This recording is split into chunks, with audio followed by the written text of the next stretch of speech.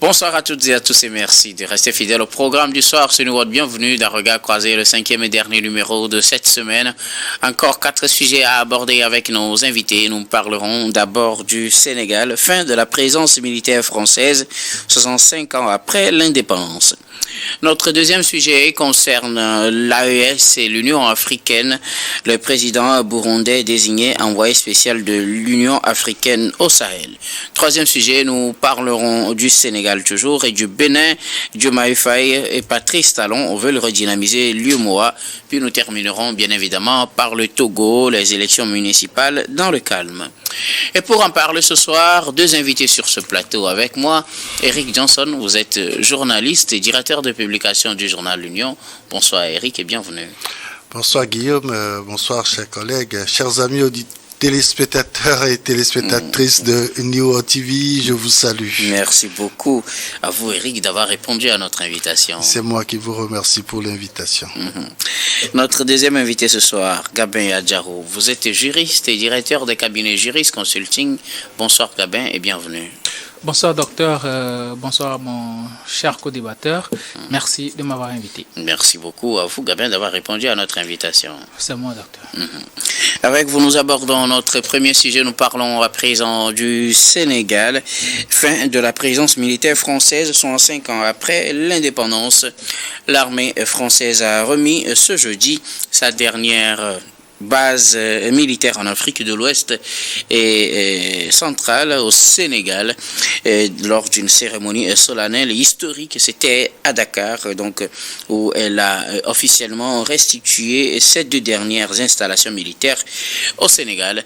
Il s'agissait donc d'un départ définitif de l'armée française depuis 65 ans après l'indépendance. Un accord militaire liait le Sénégal dès son indépendance avec la France, avec depuis un moment la France est dans une logique de réorganisation de son dispositif militaire à l'extérieur, mais aussi les pays africains dont le Sénégal, pour parler de son cas, ont demandé à la France de quitter leur territoire, du moins de désinstaller ses bases militaires. Et donc le processus engagé depuis plusieurs mois a pris fin avec le départ ou la restitution de cette dernière base. Nous en parlons avec nos invités. Je commence par vous, Eric Johnson. Le Sénégal n'a plus de base militaire française. La dernière, en tout cas, a été... les clés de la dernière ont été remises ce jeudi aux autorités sénégalaises. Le drapeau sénégalais hissé en lieu et place du drapeau français. Alors, comme l'a dit le chef d'état-major sénégalais, c'est la fin d'une relation. Et il dit que c'est le début d'une autre relation. Ça veut dire que la France est en train de quitter le Sénégal. D'une manière ou d'une autre, les relations franco-sénégalaises demeureront sous une autre forme. Et je crois que c'est une promesse électorale du président Diomaye Faye et de son parti, le FESTEF. Et donc, aujourd'hui, ces choses faites, la France a fermé cette dernière base militaire au Sénégal après 65 ans. Rappelons que c'est à l'indépendance du Sénégal en 1960 que la France a installé ses bases militaires au Sénégal. L'idée était de protéger le territoire sénégalais et également les intérêts français. Il faut dire que le Sénégal, qui a été colonisé par la France, est devenu depuis ces années-là le premier pays très lié, le premier allié de la France en Afrique subsaharienne. Et donc, pour protéger ses intérêts, vous savez que la colonisation a eu pour fondement le commerce et les intérêts commerciaux, les intérêts financiers et donc pour protéger tout ceci, la France a mis en place une base militaire. Et n'oublions pas également que au-delà de ces intérêts français, il y a également les relations entre l'Afrique et l'Europe.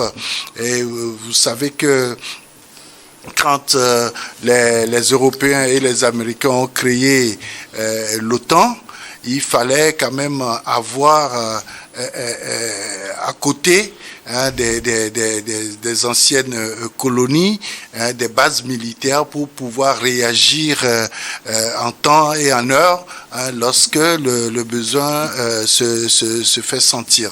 Et donc, aujourd'hui, avec l'évolution sur le continent, beaucoup de pays sont en train de demander à la France qui effectivement agissait en territoire conquis de commencer par libérer en quelque sorte nos pays afin que des pays indépendants soient souverains militairement comme économiquement. Et il est reproché à la France d'agir généralement de façon un peu maladroite sur le continent. Et donc, à partir de ces bases, vous savez qu'il y a des régimes qui sont soutenus par la France à cause de ses intérêts. Et aujourd'hui, avec les coups d'État qui se multiplient sur le continent, les régimes militaires qui se mettent en place ne veulent plus avoir cette relation de parrain que la France a toujours exercé sur nos pays. Merci beaucoup à vous, Eric Johnson. Même s'il faut remarquer qu'au Sénégal, ce n'est pas par coup d'État que le nouveau gouvernement est venu et qu'en Côte d'Ivoire aussi, ce n'était pas par coup d'État, mais que la France a réorganisé son dispositif dans ces pays, ou du moins c'est pour le cas du Sénégal. La dernière base a été libérée ce jeudi, Gabin Adjao. Oui, la dernière base a été libérée ce jeudi. On peut dire que c'est aussi une promesse de campagne de la part du duo Sonko-Faye, parlant de la rupture avec les anciennes pratiques au niveau de la gouvernance. Je pense que c'est quand même une très bonne chose parce que quand on parle de la sécurité, c'est un gage de souveraineté. Et confier un pan de sa sécurité à un autre État, c'est quand même une sorte de se voir encore comme un vassal de ce pays-là. Donc je pense que c'est déjà une très bonne chose que le Sénégal ait décidé de reprendre son destin sécuritaire en main. Et ça fait partie quand même de l'une des plus bases les plus anciennes dans un autre pays de la France. Et depuis 1960 jusque-là, il faut dire que le Sénégal a été très longtemps considéré comme un pays francophile. C'est vrai qu'après les indépendances, c'est celui-là qui avait dirigé le Sénégal. Parler d'Abdou Diouf ou de Senghor? Le Sédar Senghor, c'était francophile, donc il n'avait pas voulu que cette base-là quitte le Sénégal. Ensuite, il y avait eu Abdou Diouf aussi, qui aussi est un pur produit français. Maître Abdoulaye Wade, qui à un moment donné avait prôné la rupture avant de venir au pouvoir. Quand il est venu au pouvoir, il est devenu aussi un produit francophile et tout, et Macky Sall aussi. Donc on peut dire que pendant toute la gouvernance du Sénégal, les régimes successifs, ce sont des plus produits français qui n'avaient pas véritablement voulu le départ de ces bases militaires françaises là du Sénégal. Aujourd'hui que Ousmane Sonko et Diomaye Faye sont là, ils avaient promis durant la campagne qu'il marquera une certaine rupture avec les anciennes pratiques. Et aujourd'hui, le Sénégal est en train de s'affirmer vis-à-vis de la France par rapport à ses intérêts. Parce qu'aujourd'hui, s'il dit que, si le chef d'état-major dit aujourd'hui que c'est la fin d'un cycle et qu'une nouvelle ère commence, ça veut dire que les relations entre le Sénégal et la France ne seraient plus désormais comme avant, comme relation de métropole à un pays colonisé ou bien de relation de patron à vassal. Mais les intérêts se discuteront d'égal à égal et les Sénégalais vont voir dans quelle mesure ils accepteront les propositions françaises si réellement les propositions françaises sont beaucoup plus supérieures aux propositions d'autres pays, parce que nous sommes dans un pays et tout le monde doit penser véritablement à ses intérêts. Et là, je pense que le duo Faye et Sonko fait bien les choses de pouvoir remettre les pendules à l'heure. Au-delà de cela, il faut voir aussi que c'est un symbole que quand on veut, on peut. C'est une question de volonté aujourd'hui dans la plupart des pays africains. On l'avait vu dans l'AES où on a demandé le départ des bases militaires françaises et tout. Et aujourd'hui, ça se confirme avec le Sénégal qui veut reprendre son destin sécuritaire en main. La sécurité, c'est un gage de sécurité, c'est un gage de souveraineté, comme je l'ai dit. Et c'est très important quand même de reprendre en main sa souveraineté. Parce que si déjà vous confiez votre sécurité à un autre pays, ça veut dire qu'il y a certaines choses qui se passent même dans votre pays que vous ne pourrez pas maîtriser. Les aspects de renseignement et autres. Donc, c'est très compliqué de pouvoir laisser un pan de sa sécurité à un autre pays. Maintenant que le Sénégal va reprendre la totalité de sa souveraineté sécuritaire, je pense que c'est une très bonne chose, c'est à féliciter. Merci beaucoup à vous, Gabin Adjao.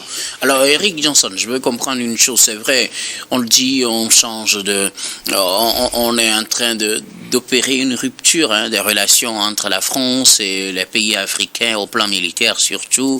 Le Sénégal n'est pas le premier à commencer. On ne va pas dresser la longue liste des pays qui ont demandé une réorganisation du dispositif français ou carrément un retrait des militaires français de leur sol.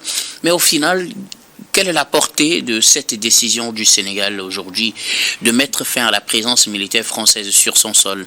C'est vrai, à la base, la coopération entre le Sénégal et la France au plan militaire, c'était une coopération dans une logique de défense des intérêts mutuels. On est là sur votre territoire, on contribue à la formation d'une armée et puis après, on dit aussi dans le contrat, si vous êtes agressé, on intervient pour défendre les intérêts du Sénégal. Après, entre-temps, le discours a changé, c'est pour former une armée sénégalaise capable de se défendre toute seule. Et puis finalement, on demande à l'armée française de partir. Quelle est la portée d'une telle décision? Faut-il l'avoir juste comme des gens qui ont été dans une maison et qui après, entre-temps, on leur dit, quittez la maison et ça s'arrête là, ou bien il y a eu autre chose peut-être qu'on devrait lire derrière? Je souligne que tu l'as très vite corrigé, que ici, on ne parle pas de rupture. On parle de réorganisation des relations militaires entre la France et le Sénégal. Alors, c'est vrai, on dit souveraineté, on parle du Sénégal qui va détenir désormais toute son armée, qui va la façonner et tout. Mais attention, parce que il ne faut pas perdre de vue quand même qu'au Sahel aujourd'hui, il y a une situation sécuritaire très délétère. Et donc, le Sénégal a encore besoin de la France dans une certaine mesure. Gabin parlait tout à l'heure de renseignement.